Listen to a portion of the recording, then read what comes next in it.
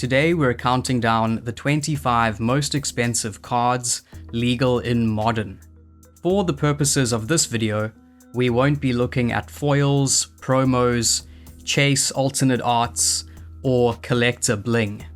Instead, this list is based on the cheapest available paper printing of each card that's legal in the format. Obviously, prices fluctuate every day, but here's a snapshot of how they stand right now. Number 25. The Ozolith is a key piece in hardened scales and an auto-include in many Commander Counters builds. It offers a fairly unique effect, which is why it's currently worth $36.63. Number 24. As the main character in Final Fantasy, you knew Cloud's cards would be good. Cloud Midgar Mercenary does a good Stoneforge Mystic impression, tutoring for equipment, and doubling their triggered abilities if he's wielding them. The normal version is the cheapest, but even that costs $36.85. A linchpin of Boros energy, Ocelot Pride is one of the strongest white 1-drops ever, practically towering over Savannah Lions. It clocks in at $36.95. Number 22. Scapeshift is one of Modern's oldest and most iconic win cons, and it's still essential in Valakut decks and Amulet Titan. Despite a few reprints, its price still hovers at $37.10 minimum. Number 21. Mondrak is what happens when someone looked at Anointed Procession and said, but what if it attacked? A doubling effect on a stick, and one that can be made indestructible no less, Mondrak is a commander favorite and even sees fringe constructed play. Its mythic rarity and dominance in token-heavy strategies make it a hot pick. $38.37. Number 20. Few lands have warped Modern quite like Urza's Saga. It generates constructs and tutors for key artifacts, all from a single land slot. Hammer Time, Affinity, Amulet Titan, this card fits everywhere. And the recent changes to Saga rules mean it now has major synergy with Blood Moon and Harbinger of the Seas, two cards that up until recently were the bane of its existence. The cheapest version is still $38.65. Number 19. When devotion is high, Nykthos is comparable in power to Gaia's Cradle. A staple in Pioneer green decks and a Commander Juggernaut, it's also shown up in Modern in fringe mono-green builds. With few reprints and enormous ramp potential, it's a shrine to explosive mana that rewards going tall, and the price keeps rising accordingly. It'll cost you $40. Number 18. The biggest, baddest tribal lord in Magic history. Sliver Legion is practically a win condition all by itself in any 5-color Sliver deck, and its commander popularity ensures that demand never drops. Originally printed in Future Sight, and only lightly reprinted since, it's one of those cards where rarity, nostalgia, and multiplayer power combine into something monstrous.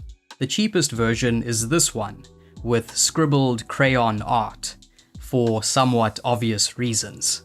Nevertheless, it'll still cost you $40.44. Number 17. As one of the main characters in Final Fantasy, Sephiroth has collector value, but it's also proven itself a strong card, already making appearances in some modern decks, including variations of Mardu Energy. Whether or not it becomes a format staple, it's already a treasure for Final Fantasy diehards, cube designers, and all fans of villains with swords longer than their moral compasses. $40.51. Number 16. This quirky artifact from Dark Steel was recently unbanned in Commander, which is the main format in which it sees play. It holds a price of $41.25, due to its uniqueness and infinite turn potential, as well as the fact that it's never been reprinted. Number 15. Old Gnawbone is barely touched in Modern, but its rarity, commander dominance, and sheer Timmy appeal have made it one of the priciest green creatures in recent years, at $41.99. Number 14. There's no card draw like Eldrazi card draw. Kozilek, Butcher of Truth, is a wrecking ball with built-in hand refill, annihilator, and a body that demands a removal spell. Bonder decks, ramp strategies, and even fringe Tron builds love the Butcher, and it sometimes shows up as a one-of in modern sideboards. The Titan's price remains as monstrous as his presence, currently going for $42.12. Number 13. Everything becomes a swamp, and suddenly Cabal Coffers becomes a black Talarian Academy. Urborg is a commander mainstay, a modern utility land, and a black mana fixer with no real downside. It's been reprinted a few times, but demand from almost every black deck imaginable keeps the tomb freshly stocked with value. Current list price, $46.32. Number 12. The Queen of Life Gain decks. Archangel of Thune turns every point of healing into a permanent stat boost for your entire board, making her a staple of Soul Sisters, Heliod combo, and every EDH life gain brew under the sun. $46.44. Number 11.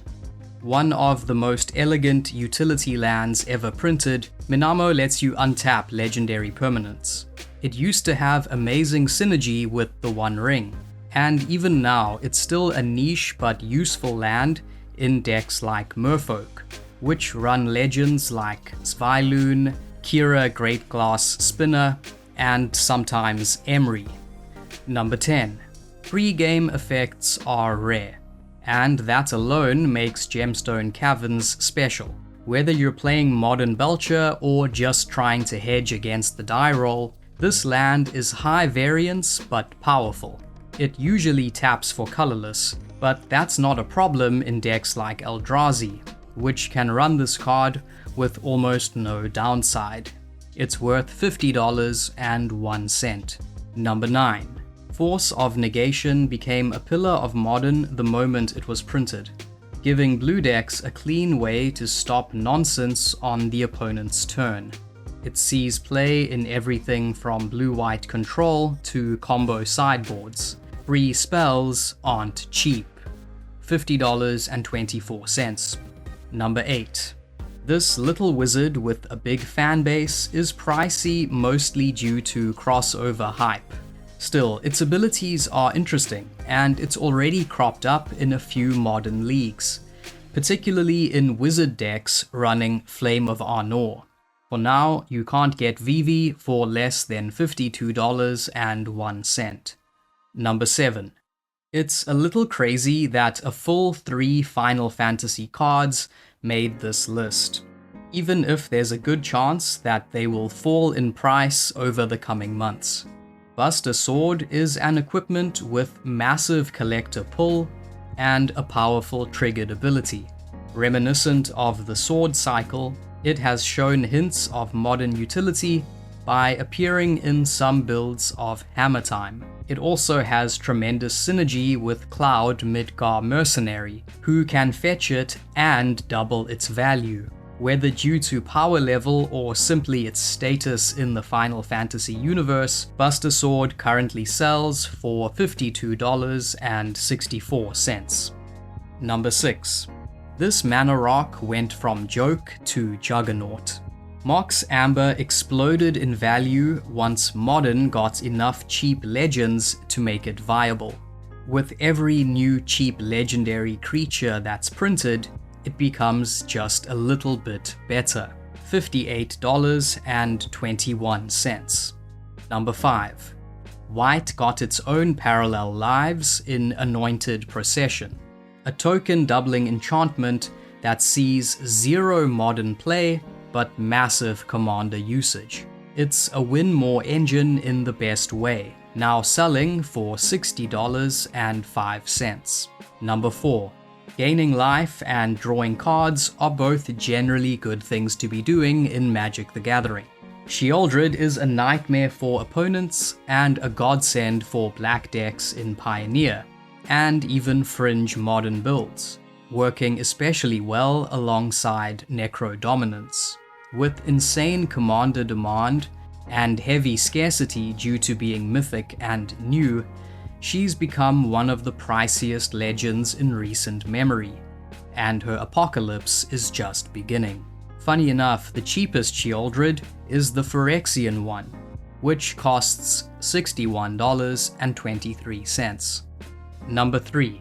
Although it's not used in Modern, Painter's Servant is a major player in Legacy, where it turns Grindstone into a death machine. It's only been reprinted in Kaladesh Inventions and as a Judge gift card, which is why it's still $63.14. Number 2. Ramp, card draw, counters, and life gain, all stapled onto one card. Although rarely seen in Modern, the Great Henge is a powerhouse in Commander and Pioneer. Thus far, it's only been reprinted in the Tales of Middle-earth Commander set and in Commander Masters, explaining why you still can't get it for less than $65.23. Number 1. Mox Opal is the engine behind all artifact strategies. It remained pricey even while banned in Modern, and its unbanning in December 2024 caused the price to spike dramatically. It gave artifact decks in the format a significant boost, so much so that a certain segment of the player base wonders if it ought to be banned again in the near future. A Mox worthy of the name, Mox Opal goes for $143.56 in its cheapest printing, making it the most expensive card in Modern by a significant margin. Until next time, thanks for watching. If you enjoyed this video, please like, subscribe, and consider joining my Patreon. A contribution of $3 a month will get your name a spot in the credits for these videos.